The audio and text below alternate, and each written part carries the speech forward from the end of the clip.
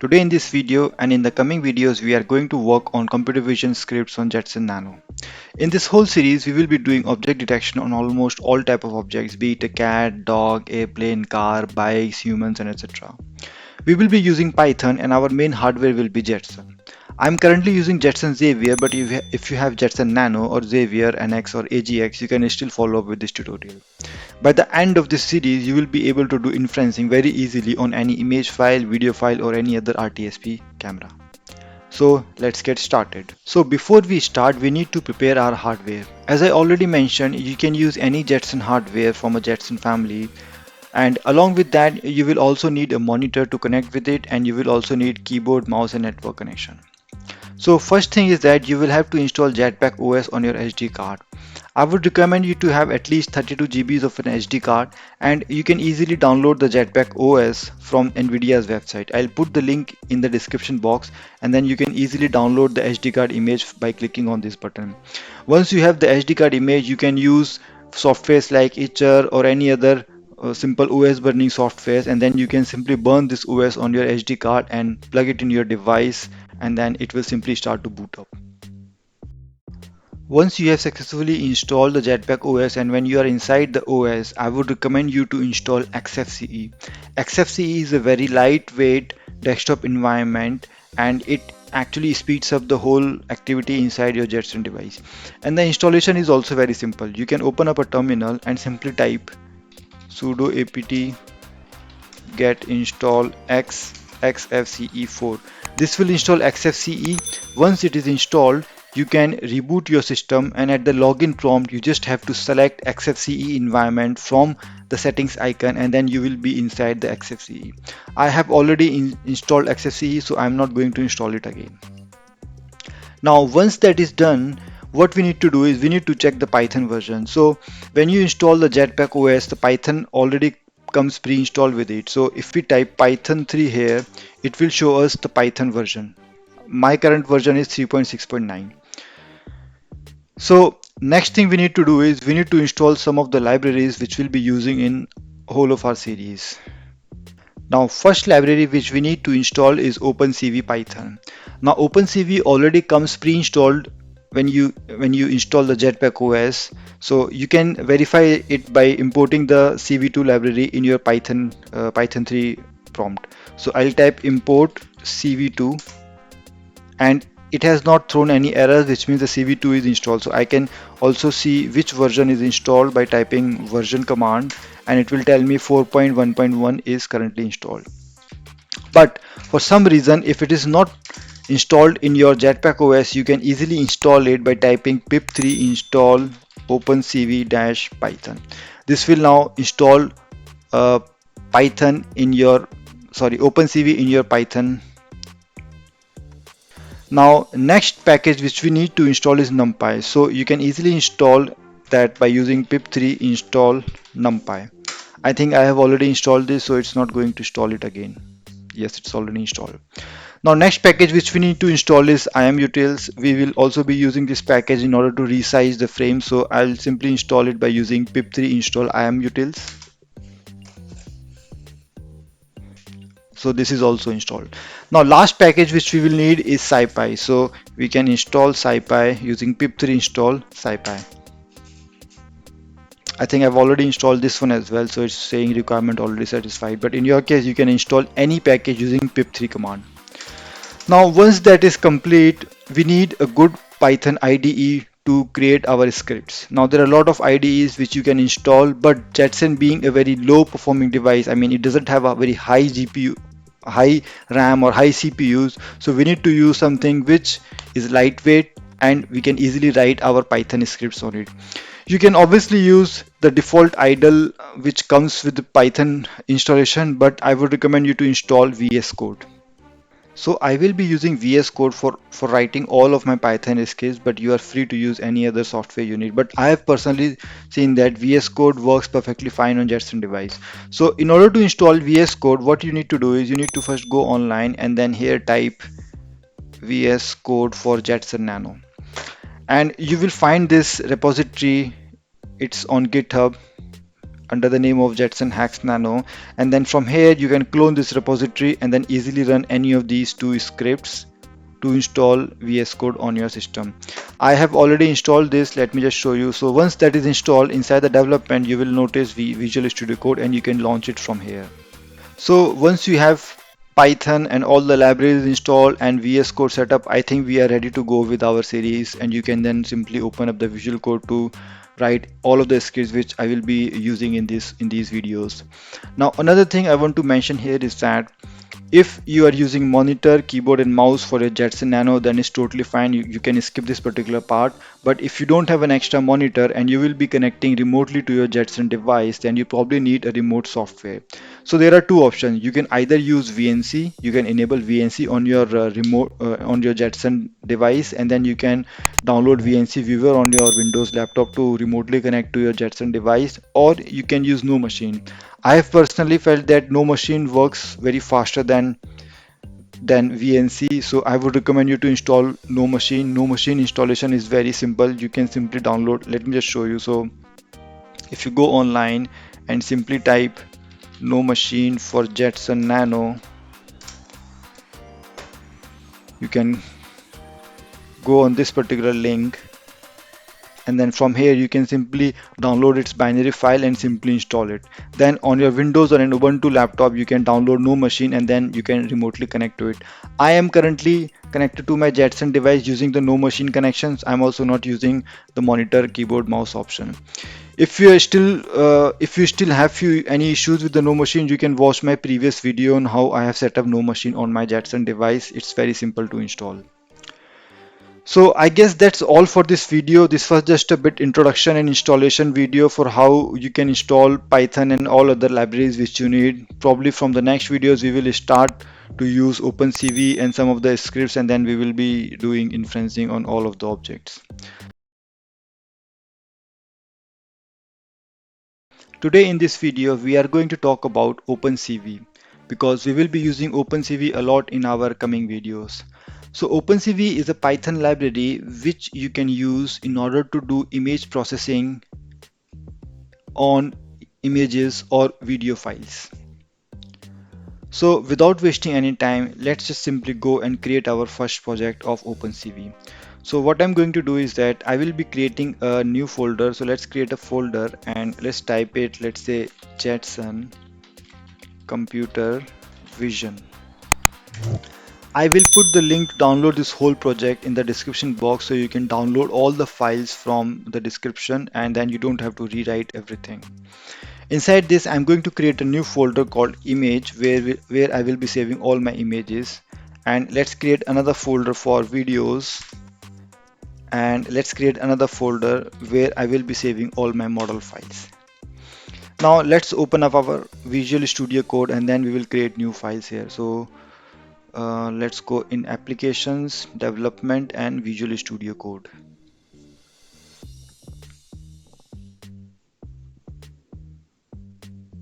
Now inside Visual Studio Code, let's open up our directory. So open folder and let's go inside documents and Jetson Computer Vision and let's open it up.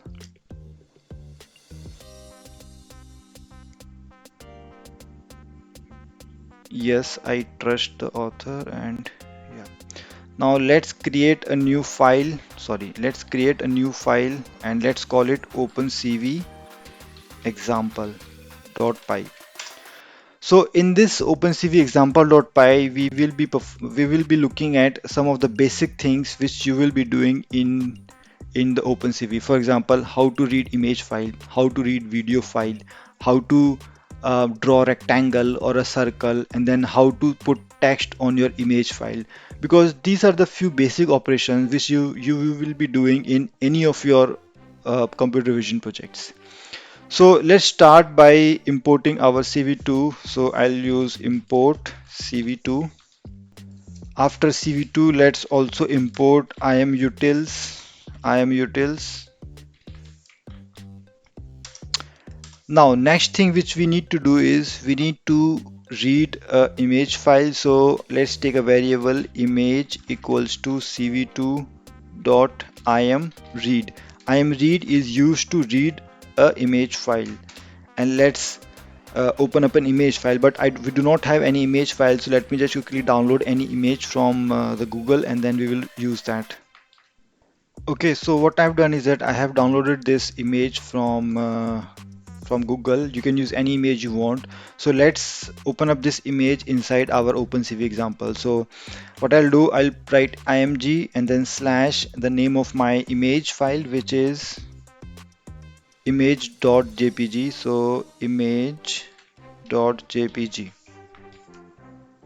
Now once that is done, we just have to show cv2.imshow, and then we will write our the name of our window. So let's say application, and then we will simply write here image, and after that we will use cv2.wait key equals to cv2.wait key 1, and if key is equals to Q, so whenever we are pressing Q, that so that window of the OpenCV will close. So after that we will close that, and then once that is done, cv2 dot destroy all windows. Perfect.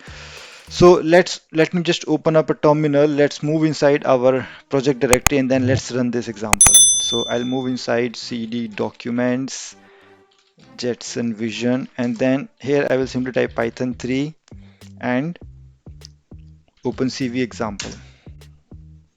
Okay, looks like we have a syntax error.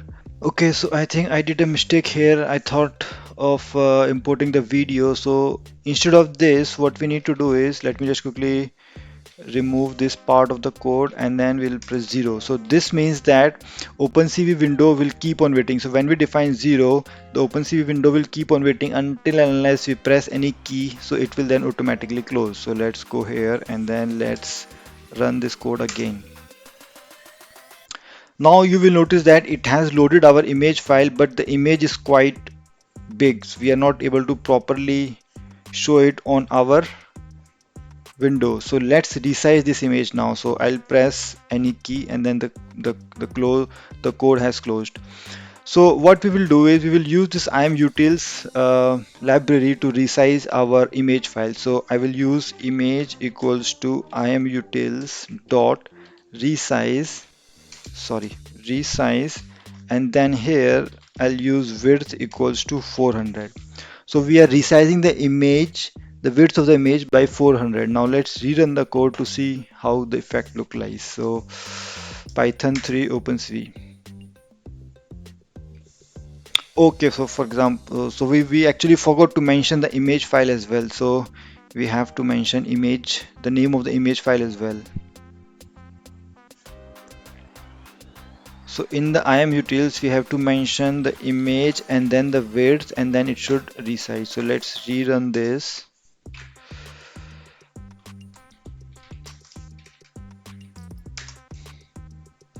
Perfect. So now you can see our image file has resized to the width of 400. So this way you can load any image file into your Python OpenCV example. Now let's do one thing. Let's write a random text at the top left corner of the image. So I'll press escape, and then once we have loaded our image file, we will use cv2 dot put text to write any text on the OpenCV window. So first parameter of cv2.putText is our image. So I'll mention image here. The next parameter is the text. So any text which you want, you can mention here. So for example, this is my text. Now after this, we have to mention the position where this text will be displayed. So for example, I'm just taking 5 cross 5, which means x is 5 and the y is 5. Now after this, we have to mention the font which we want to use, so we can mention that as well.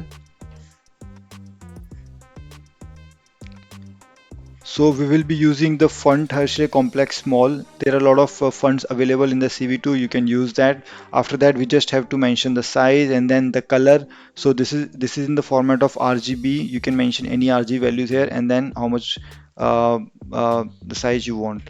So once you do that, and if you run this code again, you will notice that it will show our text as well. Okay, so I think we are missing. Okay, we are missing this. Now let's rerun this. Perfect. So you can notice that this is showing our text, but I think we need to resize our window. So let's make it, for example, 800 and then rerun it.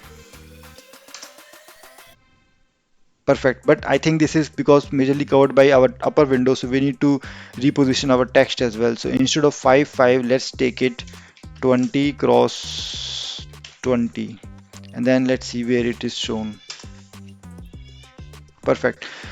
So you can see now our text is displaying in a good position. So this is done. Now next thing what we need to do is let's try to make a rectangle at a given position. So I will simply press escape, and then now in order to draw a rectangle we will use CV2 draw rectangle, and then inside its parameters, first parameter we have to pass our image file, or in case of video it can be a frame. Now next is we need to pass the coordinates. So this is first x1 and y1, and this is the x2 and y2. Now after that we need to define the color, which color we want. So again this is in the RGB format, you can define any other color, and then this is the thickness of the rectangle. Now let's try to run the code and see how the rectangle is looking like. So perfect. So this is our text and this is where our rectangle is drawn. Now let's try to reposition the x2 and y2 coordinates. So instead of 40, let's make it for example 400. Then we'll see how our rectangle is looking. So amazing. So now you can see that our rectangle is quite bigger because obviously we have defined, we have changed the x2 and the y2 coordinates. So this is how you can draw a rectangle. You can also draw, circle as well, and there are many other options available for drawing in case of OpenCV. So this was all about how you can read an image file. Now let's quickly see how we can read a video file and process it. So what I'll do, I will quickly comment all of this code and then we will write the code for our video file. Now to read frames from your video file, you need a video file. So I have saved a video file inside my videos directory. Now let's start by reading frames from this video file. So for that we will define a variable and we will use cv2 dot video capture. Now inside the video capture, if I define 0, then it will automatically pick up the 0th video source, which probably can be your webcam. Now instead of this, if you define the name of any video file, it will automatically start loading the video file. Now instead of this video file, if you define RTSP URL, then it will automatically starts to read frames from that RTSP URL. So you can define pretty much any of the video source inside the video capture function, and then it will load that particular thing. Now after this we will define a while true function. So while true, and then we will read frame by frame. So return frame equals to cap.read. This cap.read function gives us two values. This return is basically a boolean which tells us if we are able to fetch the next frame from the video source or not, and then frame is obviously the frame from the video. Now after that we will resize the frame. So imutils dot resize, and inside this I will define frame, and then we will resize our frame by width 800. And once that is done, we will simply use cv2.imshow to show the frame. So I will use here vision, and sorry, I will simply write frame. Now once that is done, we will define a key so that whenever we press any key, our window will close. So wait key and 1, and after that if key is equals to, which means if I press Q, my window will automatically close. break. And once we break from this while loop, we will simply destroy all windows. That's it. So it looks fine. Let's quickly run this code to see if we are able to load our video file or not. So Python 3 OpenCV example. Okay, there looks to be a problem. Oh, so we forgot the full path. So I'll mention full path here, videos, and then let's rerun this. CV2, oh sorry, so we have a typo here. Perfect. Now let's do it again. Perfect. So you can see that it has loaded our video file and it's working perfectly fine. So after this, you can perform the same operations which we previously did for our image. So for example, if I want to put a text on the frame, so what I'll do, I will simply copy this and I will simply copy these two, and after the frame, I will paste it somewhere here and then save it, and then I'll go back to my video file. I'll press Q and then I will run it again. So you will notice that okay, so we just have to rename it frame and then frame here as well. And then if I rerun this, you will notice that it is showing our text. So it is showing our text as well as the rectangle. So this is how you can load an image file or a video file in OpenCV Python. And the main motive of this video was to give a bit of an introduction about OpenCV, because we will be using OpenCV a lot in our coming videos.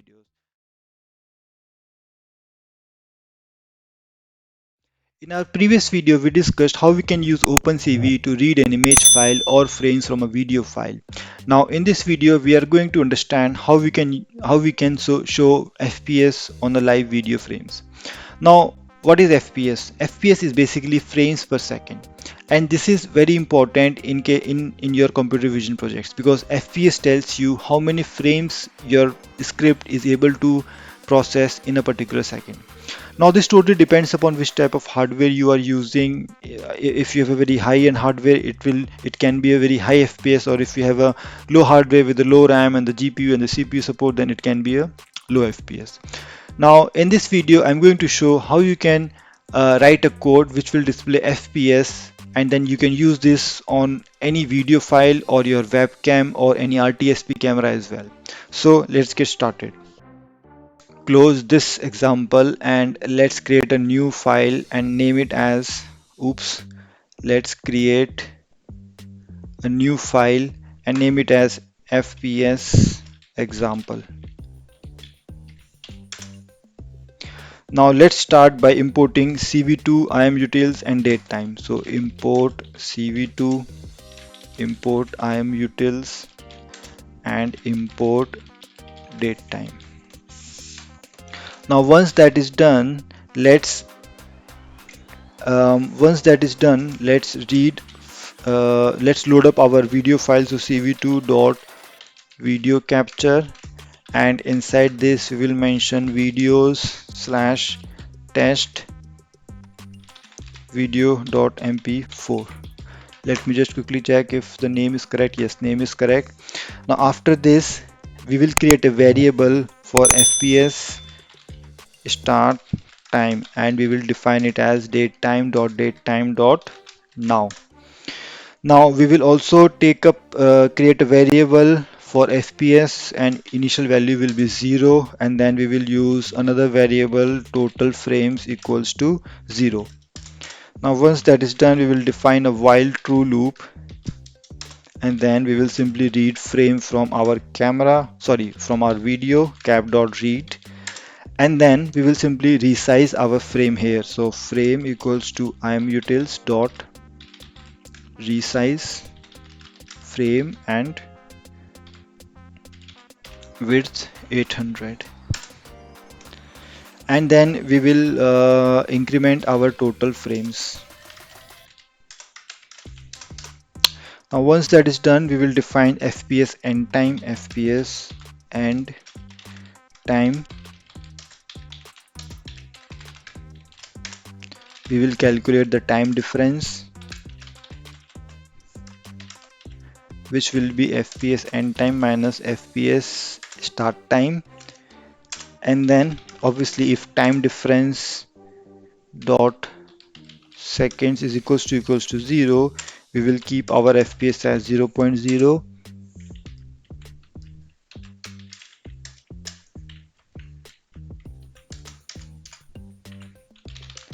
Else we will calculate FPS as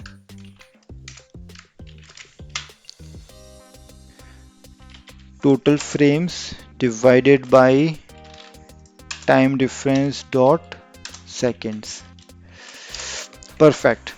So the basic idea is that we will simply keep on incrementing the total frames counter, because then that way we know how many frames we have currently read from the camera, and then we will simply calculate FPS by dividing total frames by the time difference. Time difference will be the frames FPS start time minus FPS end time, and then use that to calculate FPS.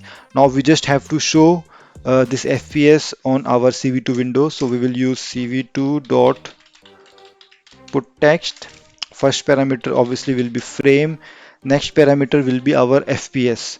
So let's create a variable here, FPS text is equals to FPS. And here we will simply, what we'll do, because it's a floating point number, there can be 3 4 5 6 decimal point value, so we will simply reformat it. So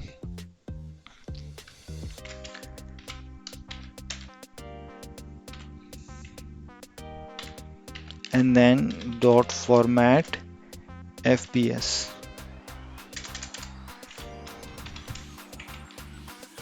and then we will use this FPS text inside our CV2 put text. And then we will simply use, now here we have to define our x and y coordinates, so that is done. And then we have to define the font. So font we are going to use Hershey complex small. And then after this, the size and the colors and thickness. So let's take up any color, and then we will define the thickness. Perfect. So once that is done, we just have to show our frame. So we will use cv2 dot imshow, and here we will define the name of the window. So let me just put it a name, and then we will define show our frame here. And then again the usual stuff, cv2 dot wait key q if key equals to we will simply break from the loop, and then once we break we will simply destroy all windows. Okay, so everything looks perfect to me. Let's just quickly try to run this code and see how much FPS we are getting. So I'll go back, and then here I will open a terminal. Oops.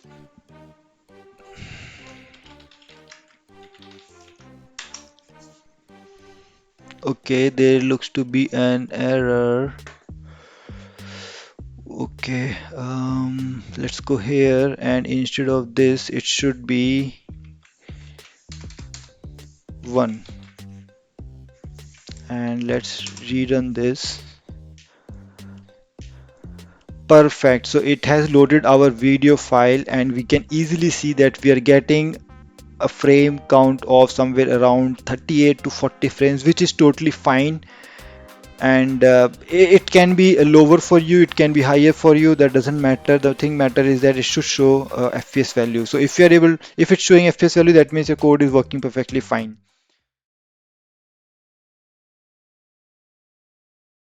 In the previous video, we discussed how we can show FPS on a live video feed. In this video, we are going to do inferencing over an image file. So we will be detecting persons in an image file. So without wasting any time, let's quickly create a new file. Person detection image.py. So we will be detecting persons in an image file. You can use any image file, or you can even use the file which I have provided in the image in the images directory. You can obviously find the link to download these all files from the link given in the description box. So let's start by simply using import CV2, import numpy as np, and import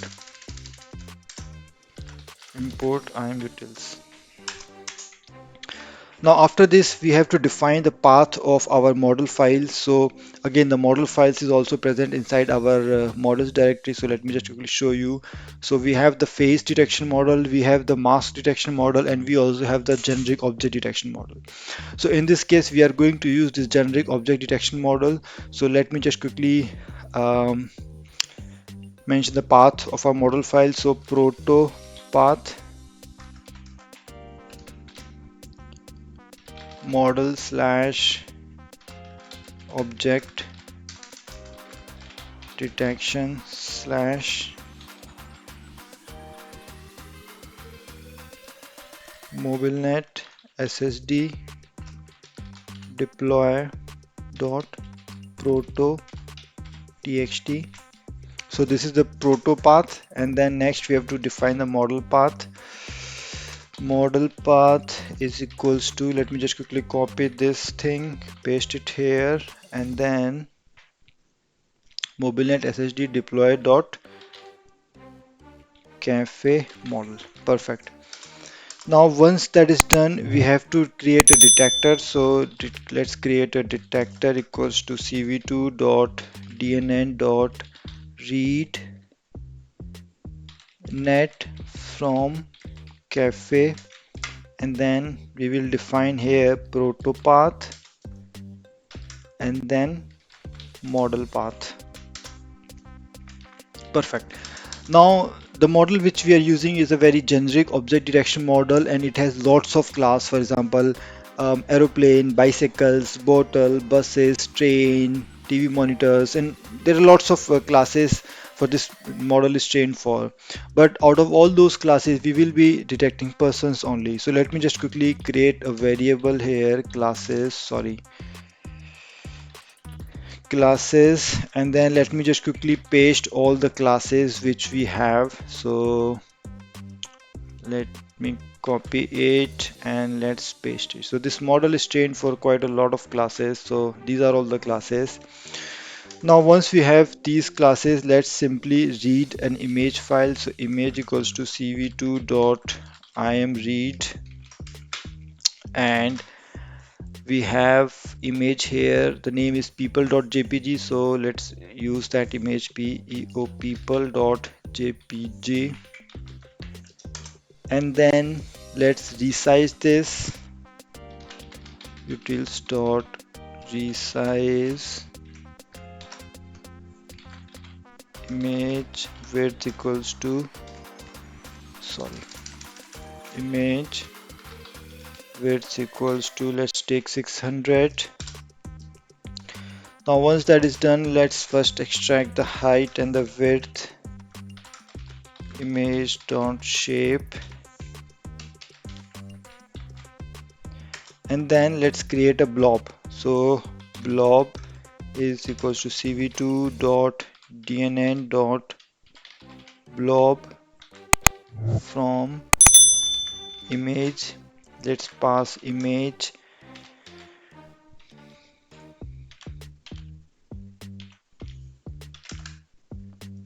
our width and the height, and then some other parameters. Okay, and now let's pass this to our detector,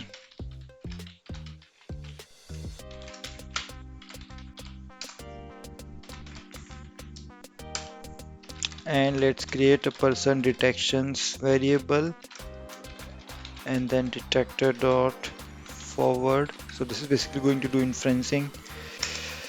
Okay, now once we have all the results inside our person detection variable, we just have to simply use the for loop. So for I in np dot range 0 person detections dot shape. Now let's also calculate the confidence is equals to person detection.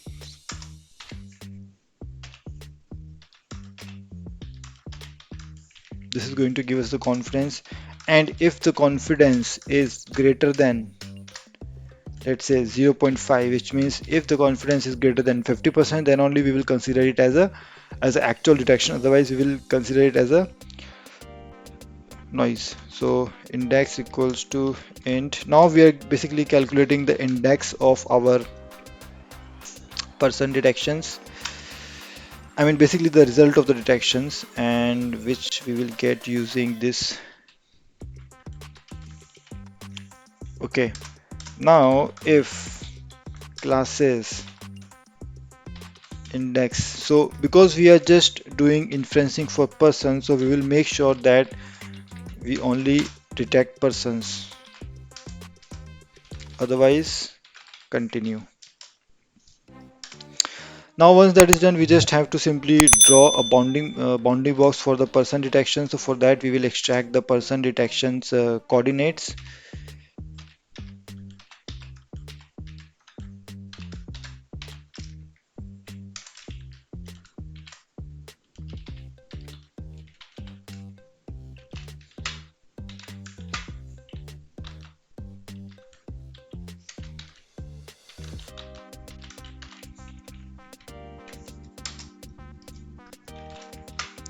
and then we just simply use start x, start y, end x, end y equals to person box dot s type,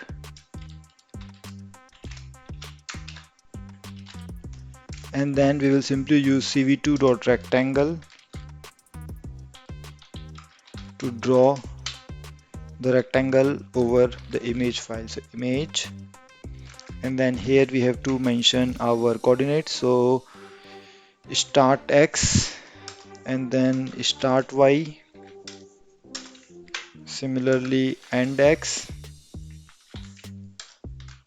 and end y, and then here we will mention the color. So let's just simply take red color, but you can use any color, and then the thickness. Now once that is done, at the end we will simply show cv2 dot imshow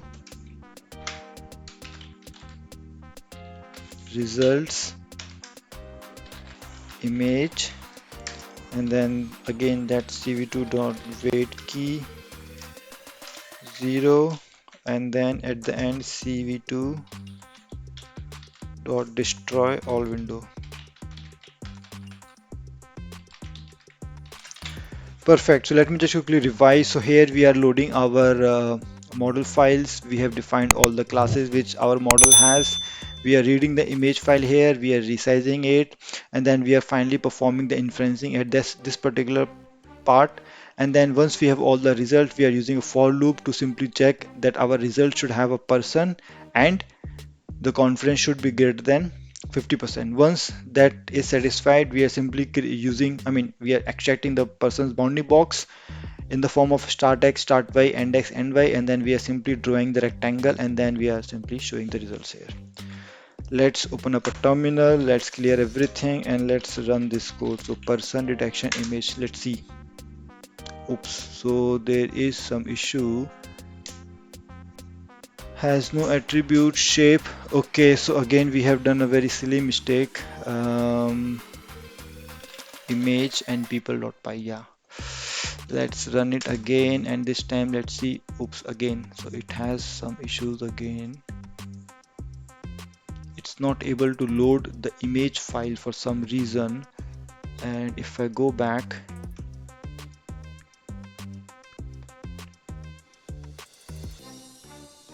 okay, so we don't have to put this inside a string, so let's do it again. Okay, np is not defined, and why it is not defined? Because import numpy as np. Yeah, now it should be fine. Okay, perfect. So we can see that it has loaded our image file and it has perfectly marked the boundary box of all the persons. So we have one, two, three, four, five persons, and it has perfectly marked all those persons, which means that our person detection model is working perfectly fine in our image file. Similarly, you can use any other image file, or you can even use the set of lot of images and then you can pass them through this detection. So this way you can detect images in persons in an image file. In this video, we are going to write a Python script which will be loading up a video file and then will be performing person detections on the frames of the video file. In the previous video, we discussed how we can do person detection on an image file, but in this video, we are going to do this on a video file. So let's close this and let's create a new file. Let's create a new file and let's name it as person detection video.py. Now you obviously need person detection video file. I have provided my video files which I am using inside the videos directory. Let me just open it. Inside the videos directory I have my own test video files, but you are free to use any other video files. If you want, you can also download this whole project from the link given in the description box. Now let's come back to our coding part. So in order to detect persons in a video file, we will obviously using CV2 to load up the video file. So let's start by importing CV2. Let's also import imutils and let's also import numpy as np.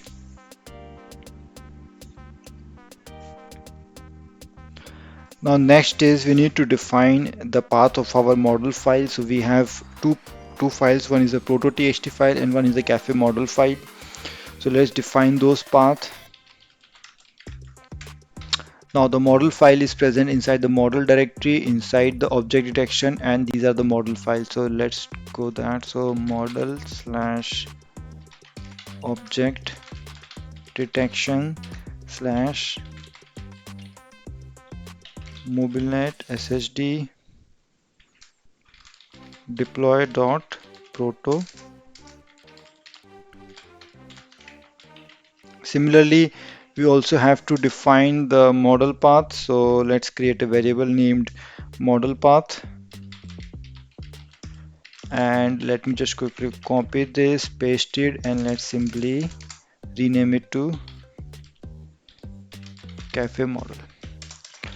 Now again, because we are using a generic object detection model which has a lot of other classes, so we have to define variable classes, and let me just copy paste its content first.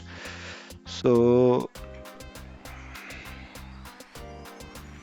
here we go. Now once we have all the classes, we will simply load up our video file. So we will use cap cv2.video capture, and inside this, if you want to do inferencing over a webcam, you can define 0 or 1 depending upon you are using inbuilt or an external webcam. If you want to do inferencing over a test video file like our case, so we will define the path of our test video file. Or if you want to take frames from an RTSP camera, you can define an RTSP URL here as well. Now after creating this variable, let's start by using while true, and then we will load up our frames. After this, we will simply resize our frames.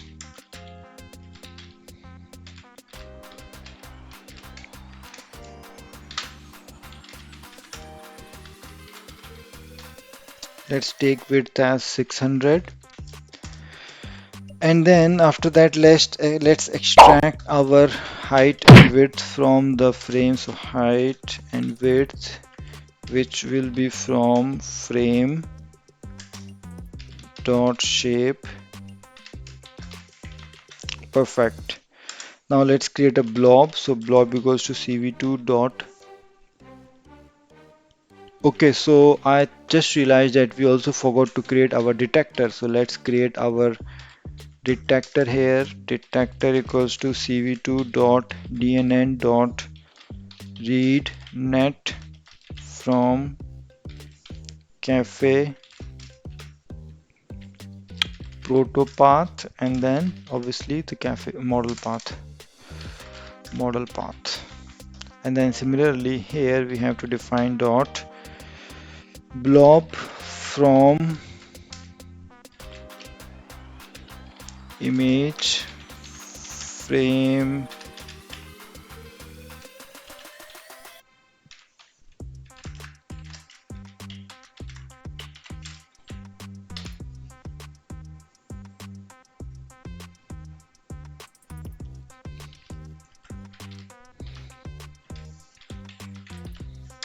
Perfect. Now once that is done, let's pass this in our detector. So detector dot set input blob, and then finally let's create a person detections and detector dot forward. So now inside this person detection we have the result of all the detections from our model inferencing. So now we are just simply going to use for I in np dot arrange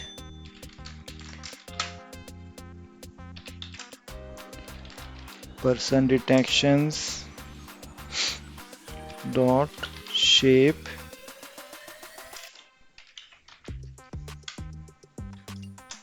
and then let's calculate the confidence because we are only considering the results which has more than 50% confidence. So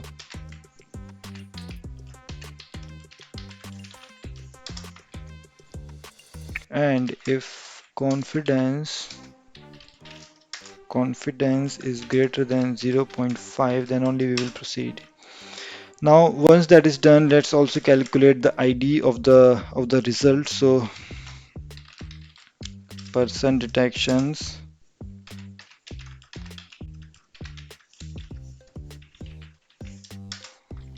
now let's see what class we have for this ID. So if that is not person, because we are doing person detection only, then we will simply continue.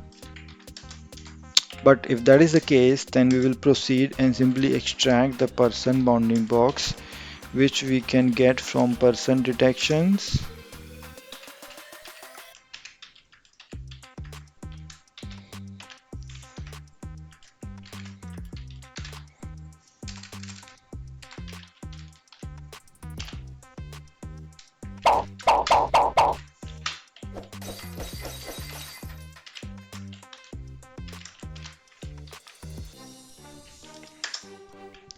Now let's just take start x,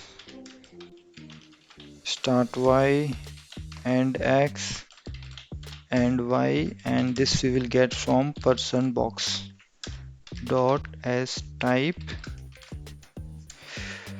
int, because we don't want to work with the float numbers.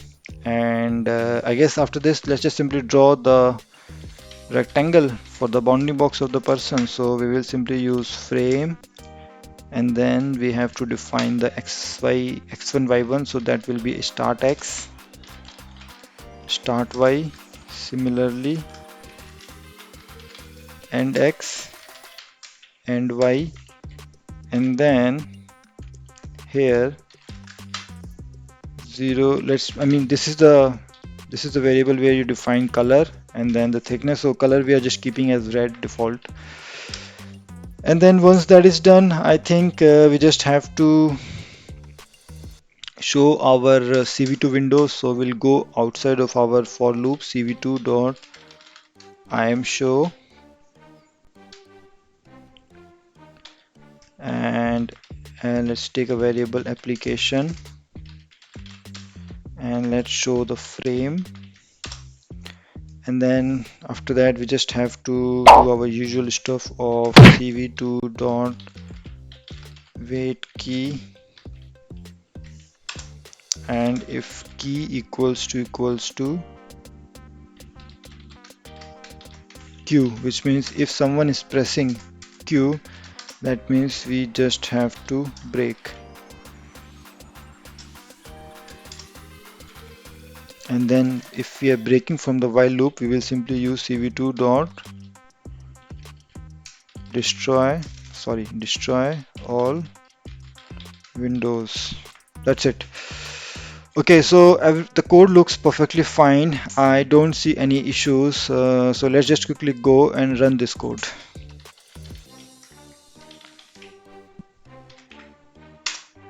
Let's see if it throws any. Okay, so it has NumPy has no attribute arrange. So it looks to me that there is a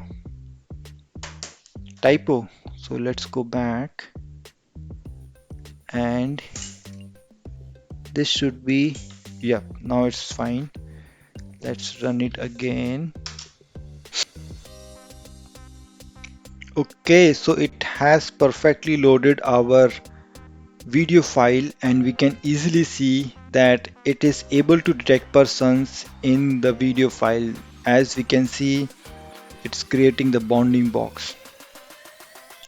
So I guess this way you can perform person detection on any video file. If you want to do person detection on an RTSP camera, you can even do that as well by defining the RTSP URL. But this was just a simple demonstration, simple test to show how you can perform person detection using OpenCV Python on Jetson Nano or Jetson Xavier.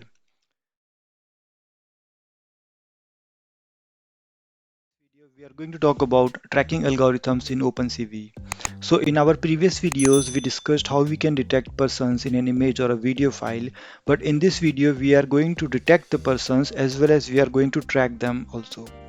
Now, what this tracking means? So tracking means that we are detecting the persons as well as we are assigning a unique IDs to those persons, which means each persons which is detected will have its own unique ID, for example 0, 1, 2, 3, and then those IDs will remain as it is until unless that person is moved out of that particular frame. Now we are going to do this over a persons, but if you have any other objects, for example car, buses, planes, or any other your custom object, you can still follow up with this tutorial and you can use the tracking algorithm to track those objects as well.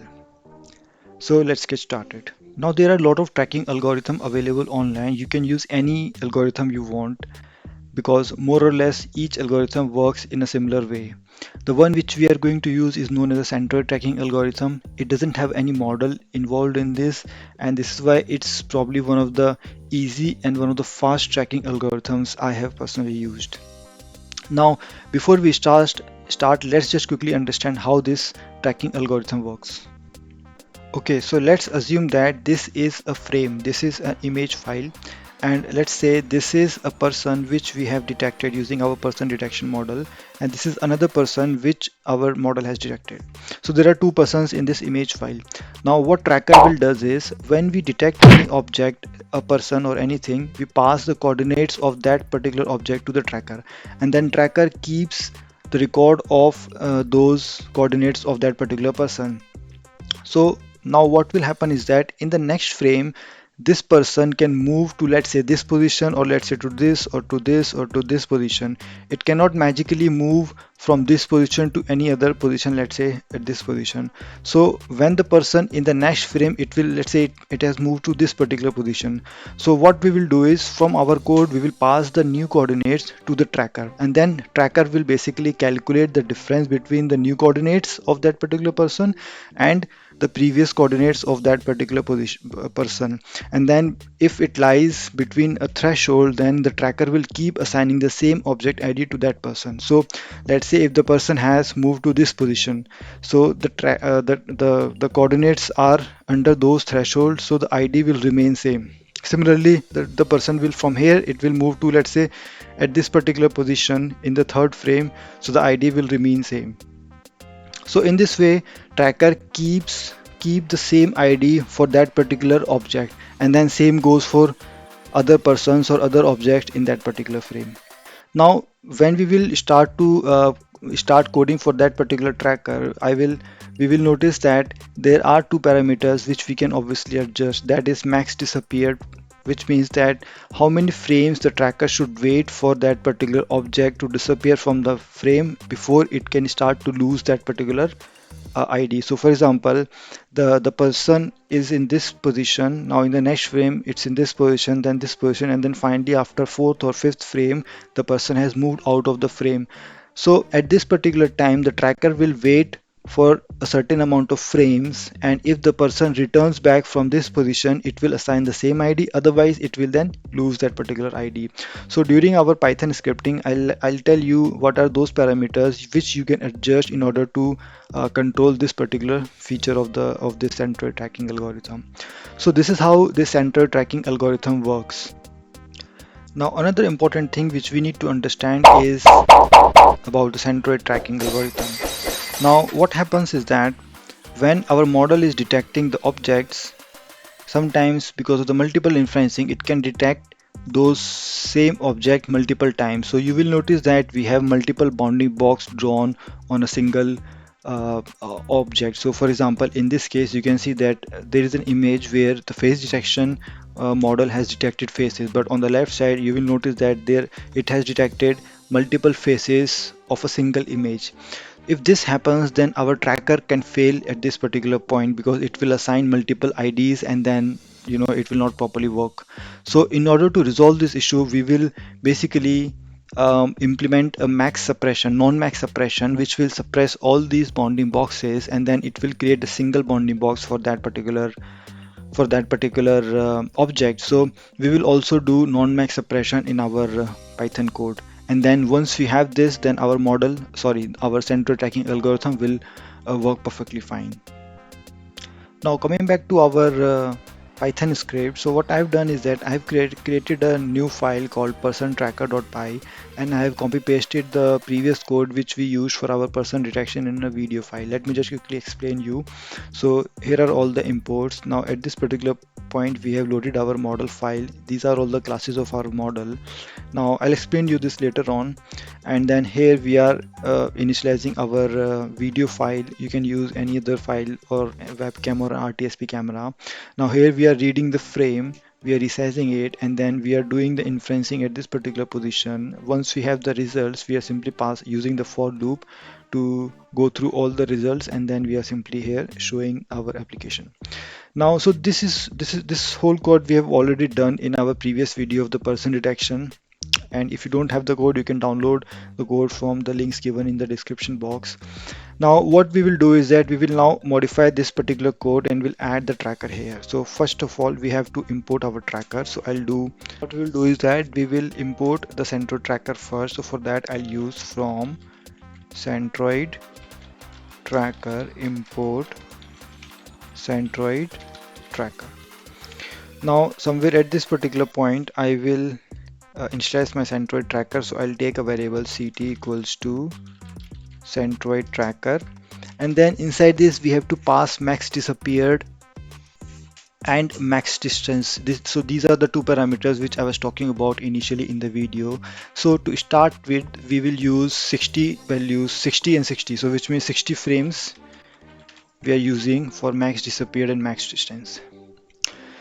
Now after this is the non-max suppression, which again we were talking about in our initial part of the video. We really need this because if there are multiple bounding box for the same object, then the tracker will probably fail.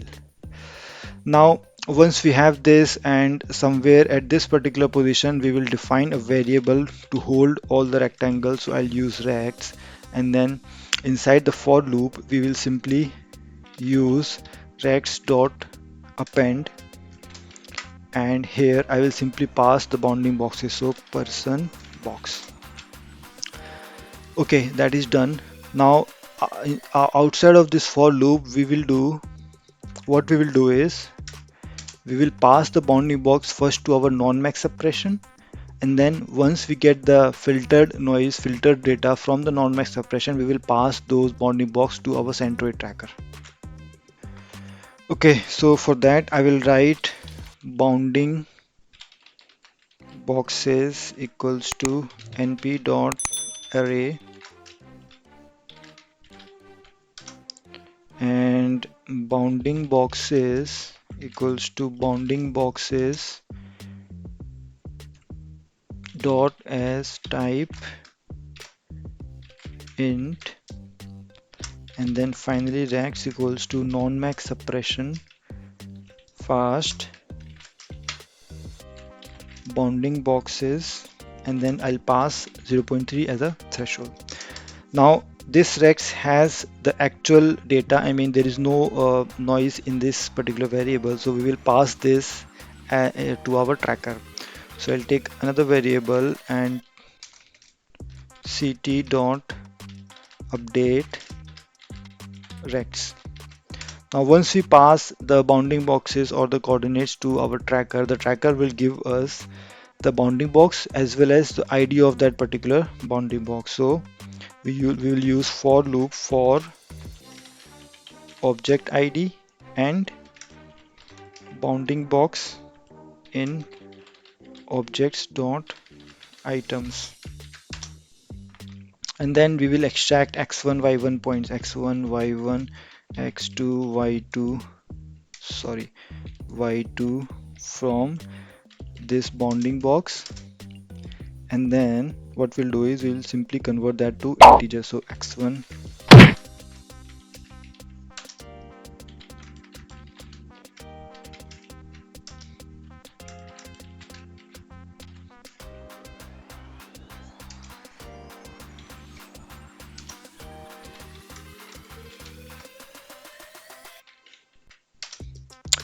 and then we can simply draw our CV2 rectangle over all these x1 y1 values. So I'll use CV2 dot rectangle.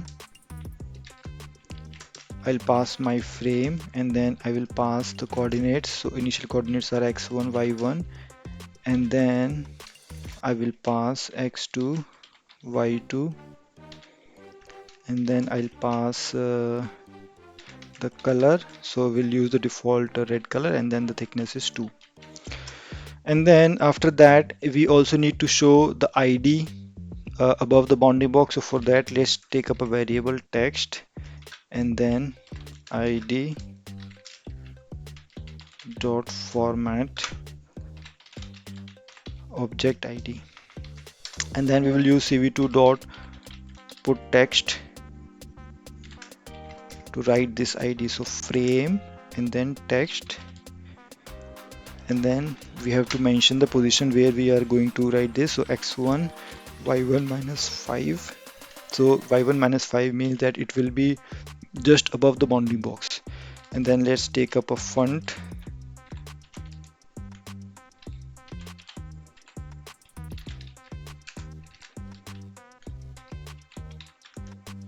and then let's define the font size, and then again let's take up a very color and then the thickness. Okay, so I guess that's all we need for our tracker. Let me just quickly revise. So we have objects here, and then we are drawing the, yeah, everything looks fine. Let's open up a terminal and let's try to run this code to see if it runs fine or not. So I'll move inside the directory, and then let's here call person tracker. Perfect. So you can see that this lady is coming and we are showing the ID as 0, which is what we wanted. And you can also see that the ID is not losing up. So I mean the lady is walking and the ID, I mean the tracker has assigned the same ID to the lady. So let's wait for some other persons to come, and then we will see if we get some incremental ID or not. Also, you can notice that the lady has just moved out, but our tracker was waiting for that lady to come back. But because the lady didn't come back in the frame, that's why it was holding that particular ID for that person. But because it's not in the frame, so it's now removed. Okay, so these two persons are now coming, and we can easily see that the tracker has assigned them an ID as 1 and ID as 2, which means that our tracking algorithm is working perfectly fine. Now similarly, you can use this to interface any other of your RTSP camera or any other video file you want, but the tracker, I'm 100% sure that it won't lose any IDs, and it will keep on assigning the IDs to the new persons.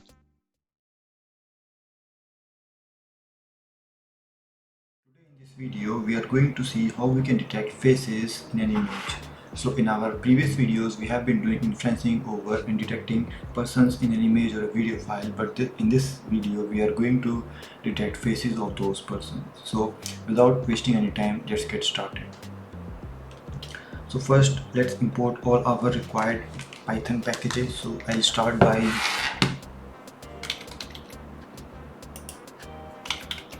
import CV2, import datetime, import imutils, and import numpy as np. Now after that, let's also import our model file. So first we'll initialize protopath. Now because we are using, previously we have been using a generic detection model, but this time we will be using a specific detection model for the face, which is present inside the face folder inside the models directory. Again, you can download all these model files and all the Python code from the link given in the description box below. So let's first import the model. So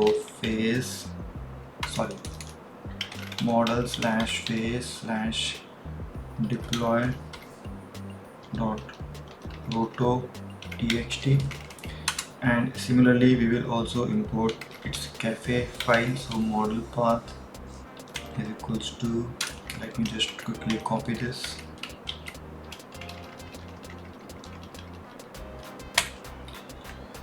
and because it's a long name, let me just simply rename, Control A, Control C, and then simply paste it here. So here we go. So we have both of our proto file and the cafe model file. Now let's create a detector, cv2.dnn.readnet from cafe, and I'll pass proto path, and then I'll pass our cafe file, which is the model path. After this, let's initialize our video file. So cap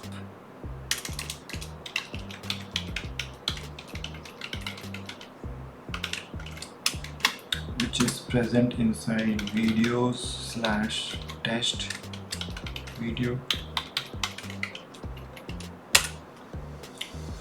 Let's start a while true loop and let's get the first frame.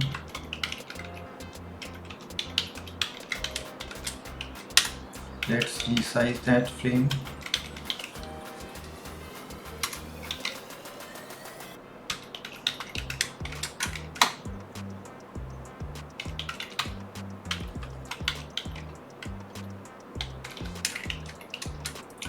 Now after that, let's grab height and width from that. So we'll use frame.shape, and then let's create a face blob.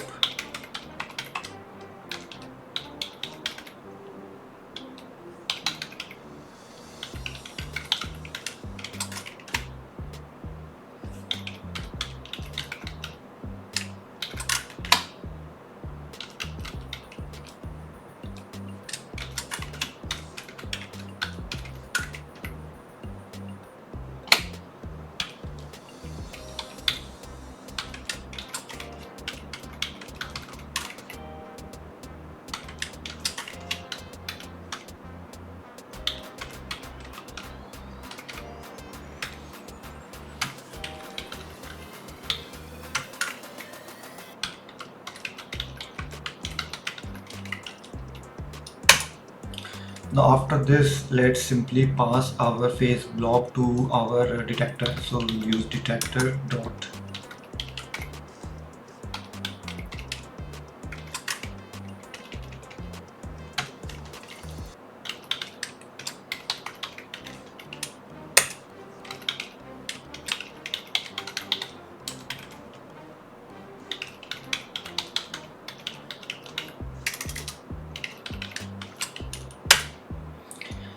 now. At this point all the inferencing is done, so let's simply use a for loop and let's go through all our detections.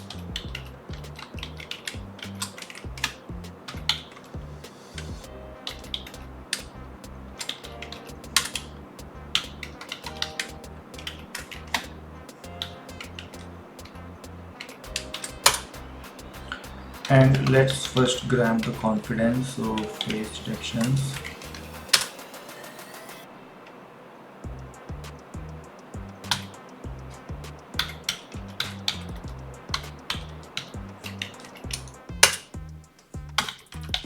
And if the confidence is greater than 0.5, then only we will consider it. Then let's create a face bounding box.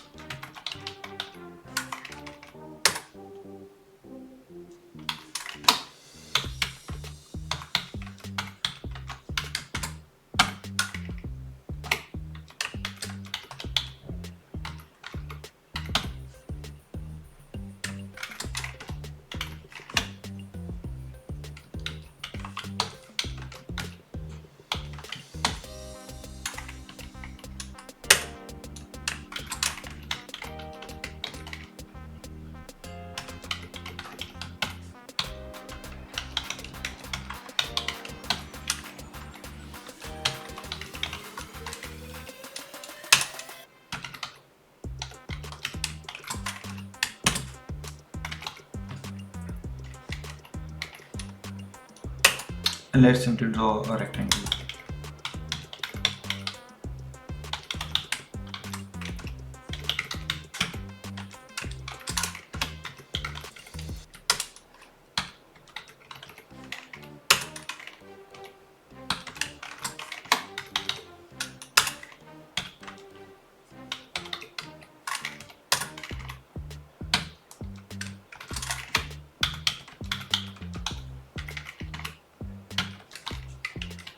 And then finally, let's simply show our window.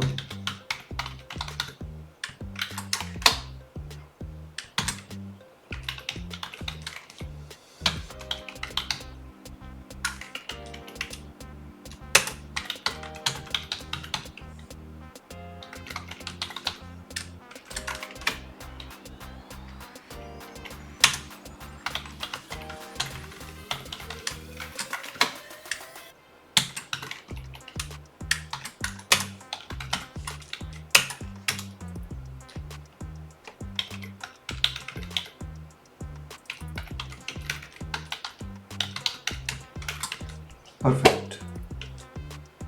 Okay, so our code looks perfectly fine. Now let's open up a terminal and move inside our directory to run this code. So documents, Jetson computer vision, Python, Python 3 face detections. Oops. Perfect. So as you can see, the lady is coming closer to the camera. Our model is working perfectly fine and has detected the faces of this particular person. But you will also notice that when the lady was a bit far from the camera, it was not able to detect because probably the face was not visible to the cameras. So our model didn't work at that particular time. So looks like our model is working perfectly fine. Let's wait for some other persons to come and then we'll wrap it up.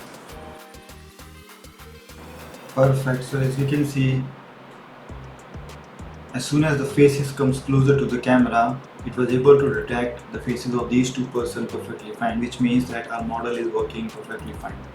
So in this way, you can detect faces in an image file or a video. Going to calculate the time a person has spent inside a particular video or a live feed from the cameras. So in our previous videos, we discussed how we can calculate or we can detect persons or the faces inside a video. We also use tracker to assign unique IDs to those persons. But in this video, we are going to calculate the amount of time a person has spent inside a frame or in a complete video file. So let's get started. Now, the coding part of this script is very much similar to the previous scripts which we have already discussed, let's say in case of person detection. So what I've done is that I have copy pasted all the code from my person detection video. Let me just quickly explain you what I have here. So here I have imported all the necessary modules which I will be using in this script. Here I'm loading the model files. This is where we have defined all the classes, and here we have defined the tracker. Now this is again the non-max suppression function which we discussed in our previous videos.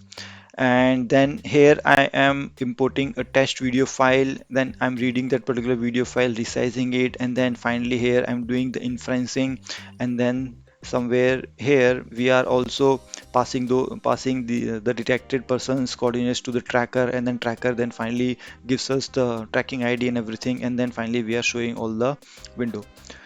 Now in this video, let's modify this code to start calculating the time of that particular person. So let's first understand the logic how we are going to perform this. So the logic of calculating the dwell time of a person is quite easy. What we are going to do is that we are going to define few lists and the dictionaries in our code. So let's say this is our list, and let's call this list as object ID list. And then along with this, we will define few dictionaries as well. So let's say this is our dictionary, and let's call this dictionary as dtime. And then let's define another dictionary, and let's call this as dwell time, which will actually hold the values of the dwell time.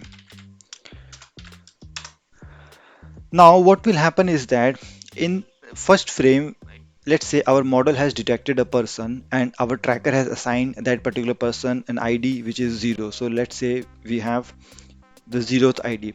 Now in the first frame, what our code will do is our code will check whether this ID which is 0 is present inside our list or not. If it is not present, then we will append that ID inside our list. Now once that is done, we will also save the current date time value in the dtime dictionary. So we will say, okay, the 0th ID has this particular date time. So let's say date time dot now.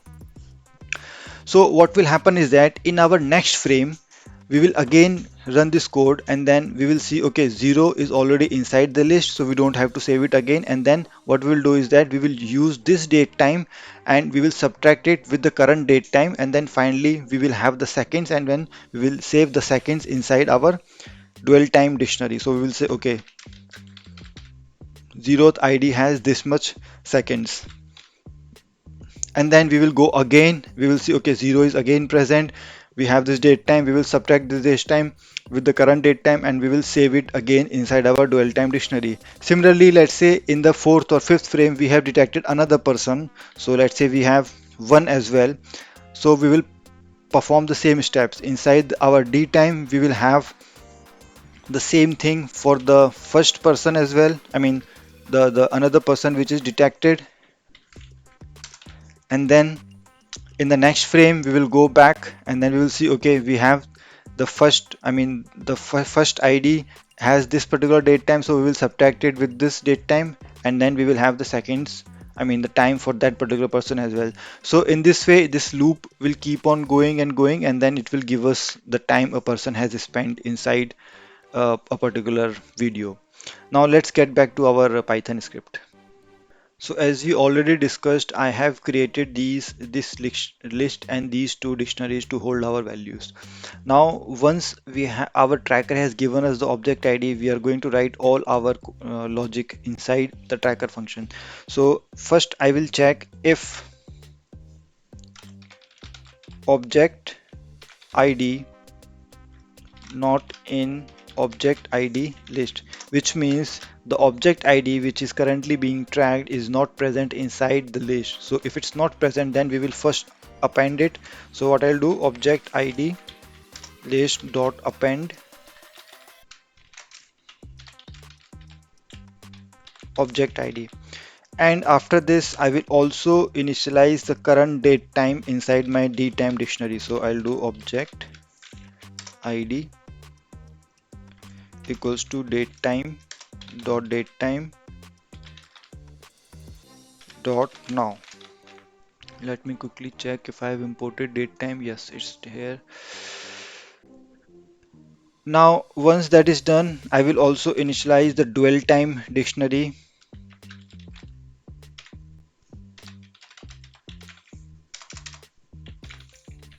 with value as 0, because there is, I mean the time is 0 now. Now let's say if it's not if it's already present, then what we have to do, we'll go inside our else loop, and then what we will do, we will first take the current time. So our current time will be the date time dot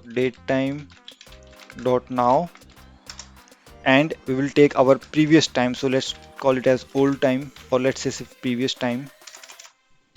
Previous time will be present inside our dtime dictionary and with object id, and then we will have to calculate the time difference. So time difference will be current time minus previous time. That way we have the time difference, so we will save we will calculate it in seconds. So seconds equals to time difference dot total seconds. And once we have the seconds, we will put these seconds inside our dual time dictionary. Plus equals to seconds. So whatever value we already have, we will keep on adding it with the current seconds which we have calculated. And then finally, once that is all done, we will simply put the current time in the dtime dictionary again. So dtime object id is equals to datetime dot datetime dot now. And then I guess after this we just have to display the time. So let's take a cv2 dot rectangle, and first let's draw the boundary box for that particular person. So x1 y1 x2 y2, and then 0 cross 0 cross 255, and let's take thickness as 2. After this, let's display the size time on top of that boundary box. So let's create a variable text, and then here we will simply use dot format. Let's take this in integer value, dwell time, and then object id, and then cv2 dot put text frame.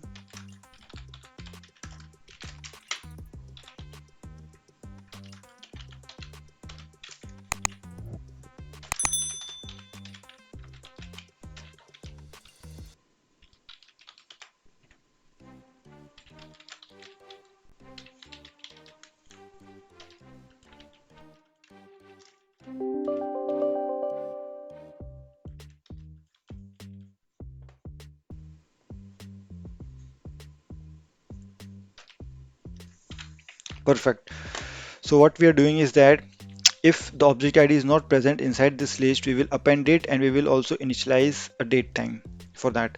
Now, if it's already present inside it, we will simply calculate the time difference, and we will also calculate the second which we are going to save inside our dual time dictionary, and then we will also reinitialize with the current date time. And then here we are simply showing all the data on our CV2 window. So let's run this code to see how it goes. So let me just clear everything. So Python 3 dual time.py. Okay, it has loaded the window. Let's wait for the person to come.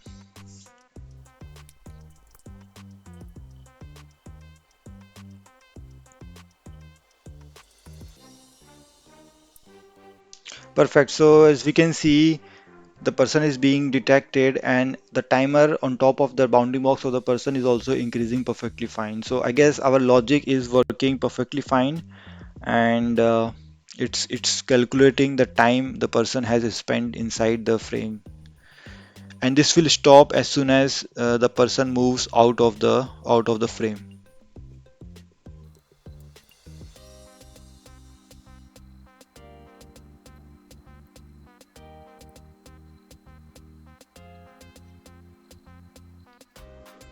So we can see that the person has moved outside of the frame, that the tracker is still trying to track that person, so that's why the time is there, but it will probably stop soon.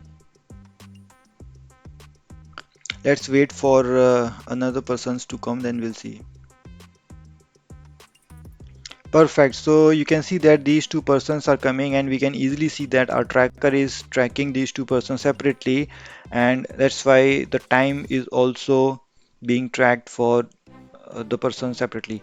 So I guess that's this is how you can calculate the time of a person inside a particular video.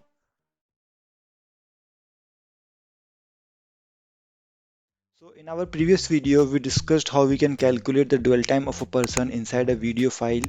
Now in this video, we are going to draw the lines from the way from the point where the person started, and then we will keep on drawing this until the person has moved out of the frame.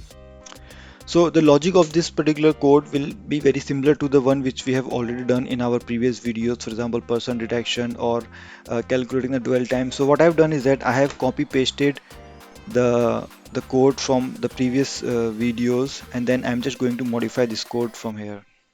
Now in order to draw the line for a person's bounding box, we will take two variables. So first variable will obviously be our object. So first variable will obviously be our list, which will hold the values of all the object IDs which we have detected, and then another one will be our centroid dict, and this will be the default dict. So I will take default dict. Now the logic is very simple. Oops. Now the logic is very simple. What we will do, as soon as we detect the persons and we have the bounding box, we will simply use those coordinates of the bounding box in order to calculate the centroid. We will keep on saving those centroid points, which will be x and y, inside this default dict, and then we will simultaneously keep on drawing the line. So what we will do is, inside, so once we have the results from our tracker, we will put all our logic inside this for loop. And again, you can download all this code and the video files and everything from the GitHub repository I have linked in the description box. So let's start by calculating the Cx and Cy, which is basically the centroid of the person detected. So Cx will be our int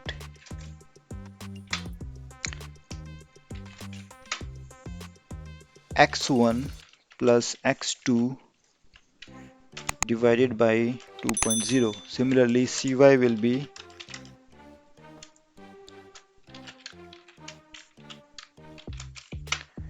y1 plus y2 divided by 2.0. So we have the Cx and the Cy. What we will do, we will draw a circle so that we know that this is the center of that particular person. So for that we will use cv2 dot circle. First parameter is frame, another parameter is our point, so Cx and Cy. Then the parameter is thickness, and then for color,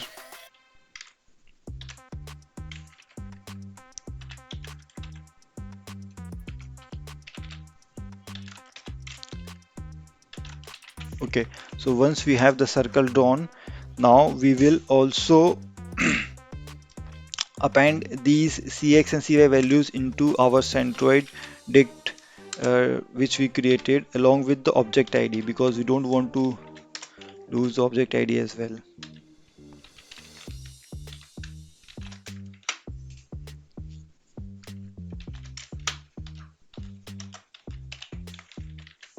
Okay, so once we have this, we will simply check whether the object ID which is currently being tracked is already present inside our object ID list or not. So for that we will simply use the logic if object ID not in object ID list. If it's not there, then we will simply append it.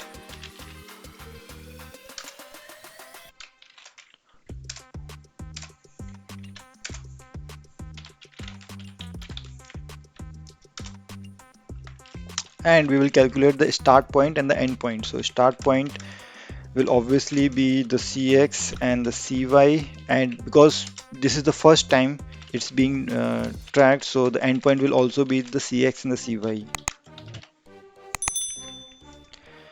And we will simply draw a line. So cv2 dot line frame and start point endpoint, and then the color. So let's take, I guess, green color, and then the thickness. Now, if the object ID is already there, so what we will do, we will not go inside this if loop, we will instead go inside the else loop. So inside the else loop, we will first calculate the length of our centroid dict, which has this object ID, and we will use a for loop to basically get all the points we have inside the centroid dict. We will calculate their start and end point, and then simply keep on drawing the line. So this is how this whole logic works.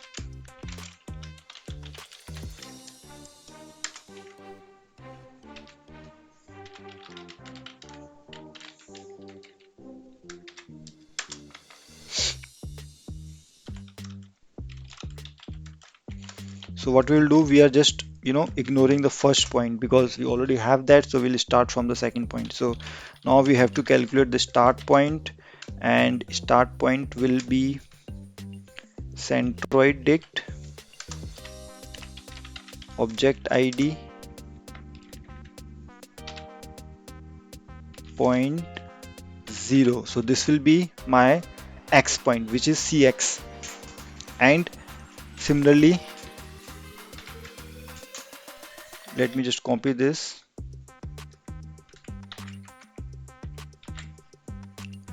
and 1. So this will give me the value of cx, and this will give me the value of cy. So cx and cy will make my start point. Now similarly, we will use the endpoint. So endpoint will be, let me just copy this whole line and I'll paste it here. Now my endpoint will be one index greater than the current index. So let's say if pt, this point, is 0, then my endpoint will be +1. So this will give me my endpoints. Now at the end, what we have to do, we simply have to draw this line as well. So I will copy this whole line from here, and then we'll paste it here. Perfect. So I guess this is all we need from the code perspective. Let me just quickly revise what we are doing. So once we have the tracker, we are getting all the exponent, I mean all the coordinates of the person. Here we are calculating the cx and cy, which is basically the centroid of the bounding box. And then initially we are just drawing a circle to represent that this is the centroid. Now after that, because we also have to draw the line, so we are inside this default dict, we are appending all our centroid points, and then we are using this if else loop. So if it goes inside this, that means that is the first time the person is being tracked. So we will simply draw the line by calculating the start and the end point, and obviously the start and the end point will be the same for the first frame. For the second frame, obviously this will change because the person will move a bit forward. So we will first calculate the length of the centroid dict for that particular object, which means how many points we have collected for that person. Now we will use a for loop for all of those points which we have collected, and then we will calculate the start point and the end point, and then we'll simply draw the line. So let's open up a terminal and let's try to run this code to see if it goes fine or not.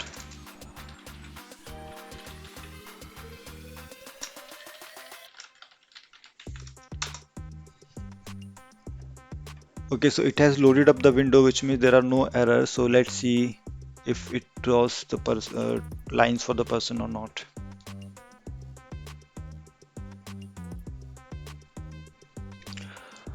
Perfect. So we have an error here. Let me quickly check what this error means. Line number 133, 107. Okay, so after resolving some of the issues, let's try to run the code again. Perfect, the window has now started. Let's see. Perfect, so we can see that the lady is now coming, and we can also see the green dot just at the center of the bounding box, which we have obviously not drawn. But along with that, we can also see there's a green line being drawn as this lady moves in the frame. So I guess this is how you can track a person's movement inside a particular frame, from where he started, from where he moved out of the frame, and you can also keep a record of this as well.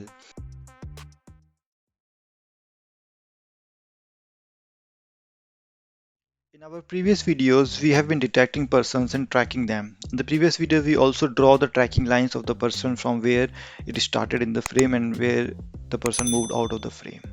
Now in this video, what we are going to do is that because we are already detecting and tracking the persons, we are going to see whether the coordinates of one person comes into close proximity of any other person in order to monitor the social distancing.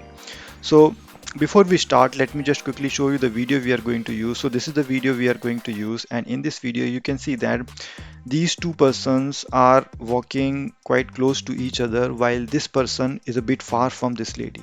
But in the video, if I play this video, you will notice that at this particular point, this person comes in a close proximity with this lady, which means that our code should be able to tell that these two persons are very close, thus violating the social distancing rules.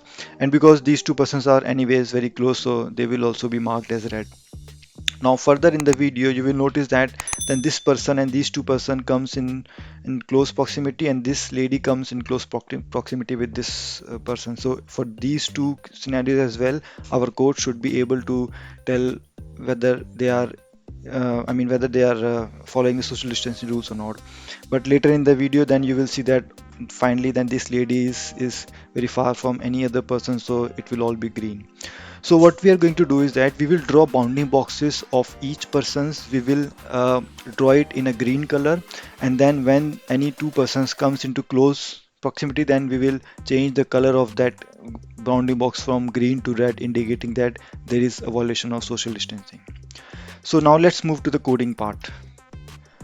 Okay, coming back to our Visual Studio Code. So what I have done is that I have created a new file called socialdistancing.py, and most of the code I have copy pasted from our previous script, which was the tracking lines. So all of the code is as it is and there are no changes. There are two things which I have done till now. One is that I have imported math because we are going to use this in our script, and I have also imported these combinations from iter tool. So why we have done this is because what we are going to do in the code is that our logic will work in a way where we will keep saving the coordinates of each person's in the frame, and then we will make a combination of each person's, and then based on those combinations we will calculate how far one coordinate is from another coordinate, and then if it lies between a particular threshold, then we will mark it as in the red, means that it's violating the social distancing rules. So we have to import these two modules, and then after that rest of the code remains same. Now in the videos you will have to change this to test video 2, because this is the video which I showed you in previously in the initially in the video, and then later on everything remains as it is. And here, once our tracker has given us the IDs and the bounding boxes inside the centroid dict, which we also initialized in our previous video, but in the previous video we were just using the centroid, but now we have also added the x1 y1 x2 y2, which means the full coordinates of that particular bounding box. So this is the change which I have done till now. Now let's modify this code. So what we will do is that once we have this centroid dict, it has all the information of a particular person. Now we are going to use another for loop, and we will create combinations, and then using those combinations we will get the distance between the bounding box, and then we'll further process it. So what we'll do is that, so let's create a list here to save the value. So I'll create a list with the red zone list, which means that any two persons which are closer, we will put the coordinates of those persons into this list, and then we will later display it in the red bounding box. Now let's take a for loop.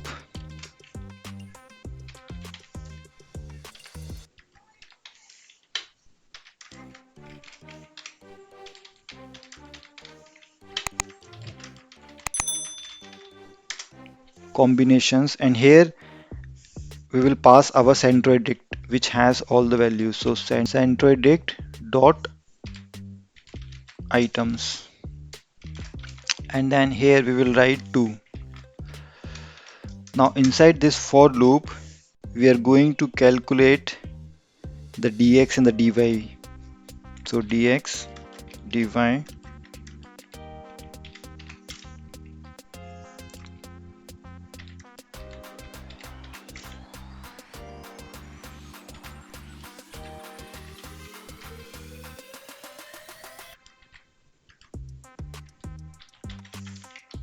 and then once we have this, we will simply use the math dot square root to calculate the distance. So distance is equals to math dot square root.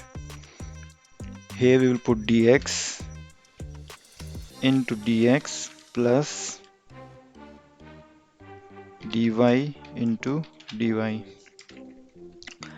And if the distance is less than 75 pixels, now this value, I mean, if you're performing this in any other video, then you might have to adjust this value as per your use case, but the video which I'm using, it fits perfectly fine. So this is the pixel value. You can adjust it as per your choice. So if the distance of any two bounding box falls below 75 pixels, then we will simply add those two bounding boxes inside the red zone list. So what we will do, we will simply say if ID1, this ID1 is basically the ID which the tracker has assigned, not in red zone list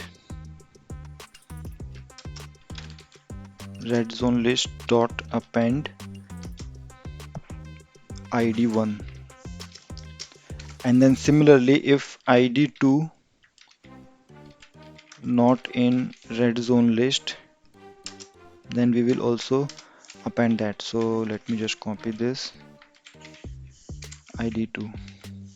Perfect. So once we have the red zone list, we just have to simply draw the CV2 rectangle. So what I'll do, for ID and box in centroid dict dot items,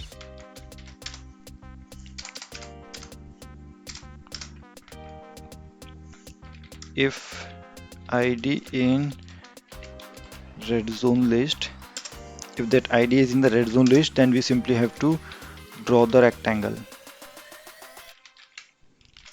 So frame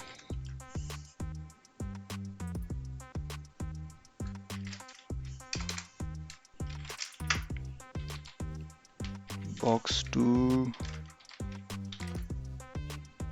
box 3,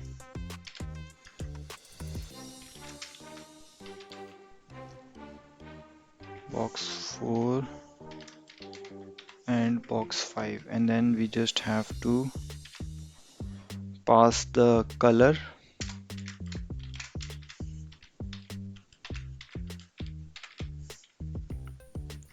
and then the thickness. So if it is inside the red zone list, then we are probably displaying it in the red color, and if it is not inside the red zone list, so let me just quickly copy this, and else if it's not inside the red zone list, we will simply display the bounding box in the green color. So we will just have to change the color here. So I'll make this green. Okay, so everything looks perfectly fine. In order to summarize, so what we are doing is that in this centroid dictionary, we are appending the coordinates as well as the bounding box. Now here we are making the combinations of all the persons we have inside our dictionary. We are simply calculating the distance. If the distance is less than a particular threshold, we are putting them inside the red zone list. Now here, if they are inside the red zone list, we are simply displaying them in the red color. If they are not in the red zone list, we are displaying them in the green color. Now let's open up a terminal and quickly try to run this code to see if it's working fine or not.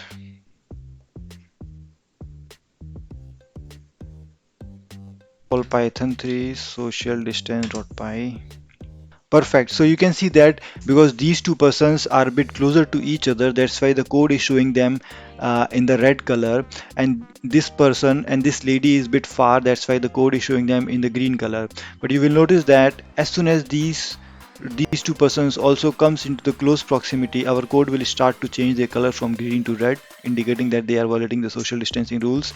And then as soon as this lady moves, I mean goes a bit far from this person, so you will notice that the color of this lady has changed from red to green. So looks like our code is working perfectly fine, and the logic is also working perfectly fine. So you can anyways download this code from the repository. Link is mentioned in the description. And I guess that's all for this video. Thank you for watching this video. Please like, share and subscribe to the channel.